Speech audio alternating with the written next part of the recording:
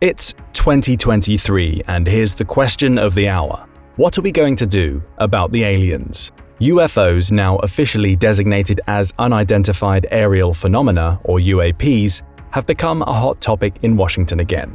Experienced pilots have testified before Congress about their encounters with aircraft that go far beyond the capability of anything known on Earth. More salaciously, recent public hearings have accused the United States government of possessing the wrecks of aircraft that are not exactly of human origin. Some even more memorable claims have suggested the government has the bodies of aliens hidden away in a beyond top-secret storage facility. The Department of Defense has stalled some of the investigation efforts, seemingly lending credence to conspiracy theories. Regardless of the accuracy of these particular claims, the United States government takes UAPs and extraterrestrials seriously enough to have a plan in place against an alien invasion. Let's take a look at things we know about the plan, things that would likely happen in the face of an alien invasion, and the daunting obstacles such a plan would face. The most important part of any plan for an alien invasion would be to deal with the difference in technology. Any scenario involving an alien invasion would involve a huge technological disparity. We can look at our own experience to get an idea of just how big of a disadvantage we would suffer against the alien forces. All of the armies in World War II would be easily wiped out by modern forces a fraction of their size, armed with contemporary artillery, missiles, and air support, and that is a difference of less than 100 years. Any alien civilization capable of crossing the light years between the stars would be vastly superior to our own civilization, which has not even established permanent outposts on our planet's moon, much less the other planets in our solar system. One often cited method of determining the capability of a civilization is the Kardashev scale, originally developed by the Russian astrophysicist Nikolai Kardashev in 1964. Subsequent scientists like Carl Sagan modified the scale to make it more specific, but the basic scheme remains intact. The scale measures civilizations by their total energy output. Kardashev's original scale measured 3 possible civilizations. First, there is Type 1, which can use all of the available energy resources on its own planet. A Type 2 civilization can use energy equivalent to the entire output of its home planet's star. Beyond this is Type 3, which can use power equivalent to all of the available energy in its galaxy. Although Kardashev originally suggested that we humans are close to Type 1, Sagan and others have demonstrated that we are not. As of now, we are at a level of about 0.72 on the Kardashev scale. It's safe to say that any civilization capable of crossing interstellar space is far beyond a basic Type 1 civilization, even if they do not use technology we would think of as particularly exotic, meaning that the gap between them and us would probably be larger than the gap between our current civilization and the ancient Egyptians or Mesopotamians. Naturally, this doesn't bode well for our prospects if an alien civilization found our radio and television broadcasts, journeyed across the light years, and found something about this little neck of the Milky Way galaxy that they decided was worthwhile for them to have. So would we have any chance of defending ourselves against an attacker like this? The United States Department of Defense has plans in place to try. At its basic, the plan would involve the use of asymmetric warfare. Asymmetric warfare is not simply a more complicated way to describe a guerrilla conflict. It can involve asymmetries in societal factors, morale, and economics, rather than simply military power or technology. This is appropriate, because every human being on Earth would be playing a role in a plan to defeat an alien invasion.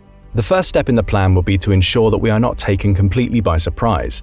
Although the Pentagon has not stated this publicly, it's probably one of the reasons why an advanced aerospace threat identification program was established. The Pentagon admitted its existence in 2017, although funding had since dried up. That was not the end of the story, though. On November 3, 2021, the Pentagon announced it was establishing the Airborne Object Identification and Management Synchronization Group, AOI-MSG, which would synchronize efforts across the department and broader US government to detect, identify, and attribute objects of interest in special use airspace, SUA, and to assess and mitigate any associated threats to safety of flight and national security. This is not officially a UAP program, but UAPs would be part of this mission. If the world got advanced warning of an incoming alien presence, the next step would be to try to determine their intentions. This would involve a first contact protocol, which is currently being developed by SETI scientists at the University of St. Andrews, with a focus on worldwide coordination and response. This first contact part of the alien scenario would be one of the tensest. Although standard prudence would be to assume the worst, acting aggressively at the first sight of an alien presence would ruin any chance of peaceful relationship. Determining the aliens' intentions would be top priority. Unfortunately, given that there is no easily available method of communication, this would be exceedingly difficult unless they attack first. A hostile first contact is not inevitable, and it is possible that the aliens would come here as scientists or explorers. However, Nick Pope, a former UK official who ran the Ministry of Defence's UFO program, believes a hostile encounter is much likelier. In the event of an invasion, a few scenarios would likely occur first. Assuming that the aliens wanted the planet for some reason, they would probably not use weapons of mass destruction. They would then need to send resources to surface and occupy it. To pull off an invasion of a planet, the alien spacecraft or fleet would need to be of sufficient size to transport all the troops and supplies necessary to carry out the operation. This would probably give astronomers advanced warning. The United States and countries around the world would then have time to make preparations to meet the invaders. It would begin by strategically positioning important military equipment and shielding them from a likely first strike scenario, an EMP blast delivered from high orbit. Cold War-era plans had already prepared for such scenarios decades ago, and they would almost certainly be mobilized into action. So while an EMP blast would take out most of the civilian power grid, at least some infrastructure and military equipment, already shielded, would be reinforced in the time it takes the invaders to get to Earth. Using the plans for a nuclear shutdown with the Soviet Union, the United States military would disperse its assets to prevent them from being wiped out in orbital attacks. The aliens would certainly strike any military installation that they can find from orbit, but beyond the loss of the infrastructure there would probably be few casualties in this stage of the war. However, this is only the beginning, and the worst would be yet to come. If the aliens aren't too far ahead of us, relatively speaking, the United States military and every other armed force in the world with the capability would look to destroy as many of the alien landing craft entering the atmosphere as possible. The heat signatures of enemy aircraft entering the atmosphere would make them easy targets, and because of the high G-forces involved, they would probably not be as maneuverable. This is the phase of the war where air defense systems and aircraft would try to shoot down as many of the incoming alien vehicles as possible.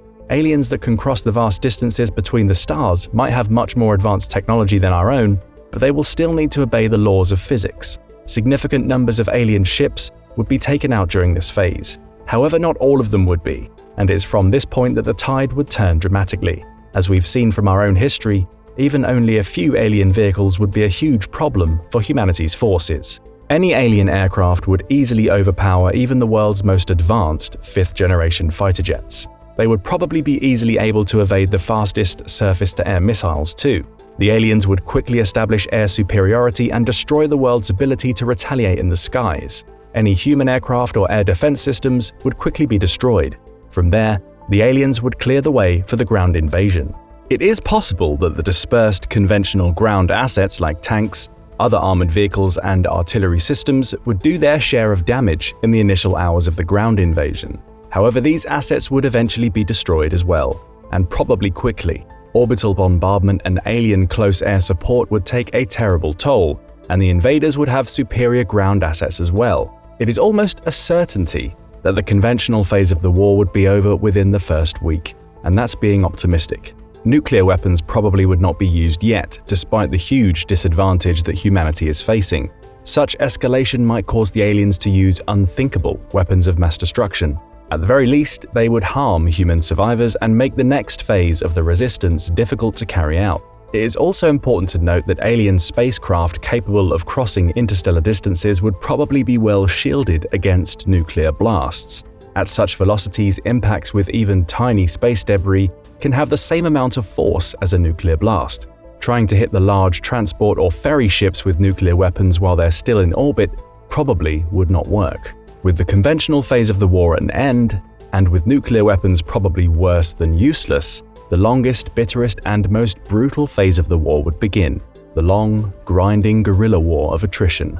The mission objective for this phase of the war would be simple: kill as many aliens and destroy as much of their equipment as possible.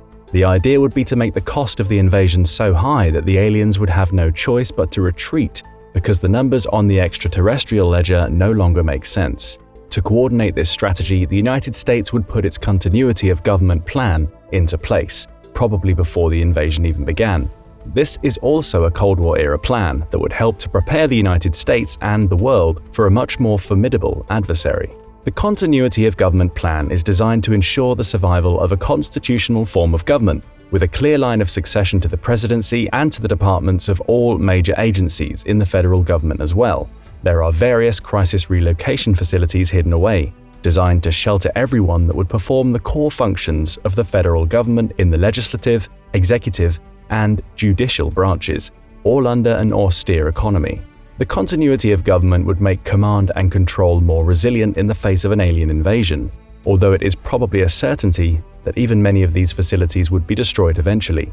Still, if the continuity of government can better coordinate attacks on the aliens and make their job harder to accomplish, it would serve its purpose. The reality is, though, that much of the functioning of the United States government and other governments around the world would wither away. Cells of human survivors would need to be trusted to govern themselves accordingly, almost as self-sufficient tribes. From here, surviving soldiers would train civilians, turning them into irregular troops capable of dishing out damage to the enemy through ambushes, raids, terror attacks, and any other means of asymmetrical warfare available. The entirety of the remaining human civilization would be mobilized to meet this effort, and that civilization would change in fundamental ways, far beyond the ways it governs itself. It would be unrecognizable compared to today, perhaps even more than the ancient Spartans. Humanity during the alien invasion would be a civilization made for war. For starters, it is a certainty that women would see little action in the hostilities unless absolutely necessary. The reason for this is simple. Human guerrilla forces would take staggering casualties in their attacks against the invaders. These casualties will need to be replaced, and the biological math is clear. A single man can get every woman in the world pregnant. In contrast, women cannot reproduce nearly as rapidly. In dealing with the alien invasion, the reality is that men are expendable, women are not. Women will therefore need to have as many children as possible to ensure a steady supply of troops for the long and bitter struggle ahead. This also means that our traditional notions of relationships may need to take a holiday. To ensure genetic diversity, relationships will probably need to be polyamorous rather than monogamous. In this ironic way, the alien invasion of Earth would probably be the biggest boon for free love the world has ever seen. To guarantee against extinction, the native species will simply need to reproduce faster than the invasive species. In this way, humanity has a big advantage. The aliens would need to ship their replacement troops and supplies across interstellar space, and no matter how advanced they are, that's a much more expensive proposition than living off the land and reproducing locally. Perhaps it's true that the aliens would bring some reproducing colonists with them, but their numbers would be small, thanks to the expense of shipping things across the light years. Therefore, the invasion force would probably be mostly military in nature. Human losses would therefore be relatively cheap, and alien losses much more expensive, as the war of attrition goes on, probably for decades at least. Capturing and reverse engineering alien technology would be a high priority for the long phase of the war. In this way, the technological gap between humans and aliens would steadily decrease. The human-to-alien casualty ratio would go down with each encounter as the native species learns more about the tactics, technology, and biology of the invasive species. Alien replacements would be extremely expensive, and they would need more of them, while humanity's would remain cheap. At some point, the math would swing in favor of the native species against the invasive one. The aliens would determine that the venture is losing more than it's gaining and decide to end the operation, leaving a humanity behind, now armed with alien technology which would make it much better prepared for the invaders should they decide to ever return. It all sounds nice, but the plan has several flaws. In the first place, it assumes that the aliens would even bother sending real biological soldiers to the battlefield. Already in our own time, with the Kardashev Type 0.72 civilization, we see automation taking off and drones playing an increasingly important part of warfare. Relatively soon, drones will take to the land, sea, and skies in much greater numbers, potentially becoming the most numerous part of the battlefield. They will become a lot smarter and more autonomous too. There will need to be comparatively few human operators, and this will likely mean less humans take to the battlefield, as capital rather than manpower becomes even more important on the ledgers of victory and defeat. For a civilization of Kardashev Type 1 and beyond, drones and robots would be abundant and long since part of everyday experience. Just as we have not yet taken the risk of sending human explorers throughout our solar system, but have so far exclusively sent robotic surveyors, there's a good chance that an alien invasion would consist of robots and drones, with few or no biological entities on the journey, in contrast to scenarios shown in movies like Independence Day or Battle Los Angeles. an alien invasion scenario has a good chance of being closer to something like the Terminator. These robots and drones would be far cheaper than biological visitors, and though shipping them across interstellar space would still be extremely expensive, the artificial intelligences would probably be able to self-replicate using local resources. This would change the attrition calculus dramatically. Another scenario would involve the use of a biological weapon. Perhaps the aliens would have studied our civilization for some time before the invasion. Even if not, they would quickly discover our biology once they decide to invade. If they want to limit damage to the planet from extended warfare, a biological weapon designed to be especially lethal against humans would be one method for them to use. In contrast to the War of the Worlds scenario, where Earth's bacteria killed off the invaders, the aliens this time would use and enhance the planet's biology against its inhabitants. This is a far likelier scenario, since Earth-based microbes would have little ground to interact with a completely alien biology.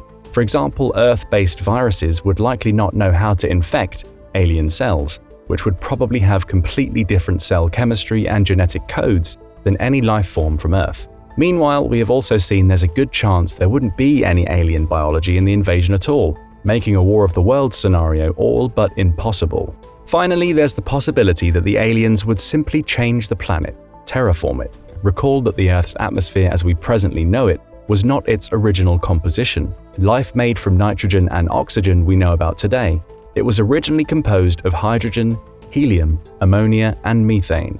These gases escaped to space or were blown away by solar wind, while volcanoes formed nitrogen and life created oxygen. It is unlikely that the current atmospheric condition would be suitable for an alien form of life, since it was created by Earth-based life. Supposing that aliens wanted to colonize the planet, they would probably desire to change the atmosphere. Just as we were talking about terraforming Mars and potentially other worlds in our solar system to make them suitable for human habitation, aliens would probably do the same to Earth. Terraforming would not happen overnight, even with an advanced alien civilization. But strategies for long, asymmetric, guerrilla-style warfare naturally assume that the atmospheric conditions around the world wouldn't change, and that the planet would remain suitable for human habitation. Over decades, this would probably not remain the case. Resistance and reproduction aren't exactly feasible when there's no oxygen to breathe, or changes to atmospheric pressure ensures that humans can no longer live on the surface of the planet. The United States military's plan to defeat an alien invasion is probably the best that can be realistically devised. Decades of Cold War-style nuclear preparedness have made it and most other advanced countries incredibly resilient against the kinds of collapses that would have wiped out earlier civilizations. However, it still makes assumptions about extraterrestrial civilizations with styles of culture and motivations we might not be able to comprehend. It is far from guaranteed that we would even be able to mount a guerrilla resistance in the face of such overwhelming technological superiority. It might not be the type of scenario glorified by Hollywood because it wouldn't make for a good story, but chances are we would be helpless in the face of an invasion by aliens that can cross the stars. But do you think the same? Would we have a chance against an invasion by an advanced interstellar extraterrestrial civilization? Let us know in the comments. Don't forget to hit the like button and make sure to subscribe for more military analysis from military experts.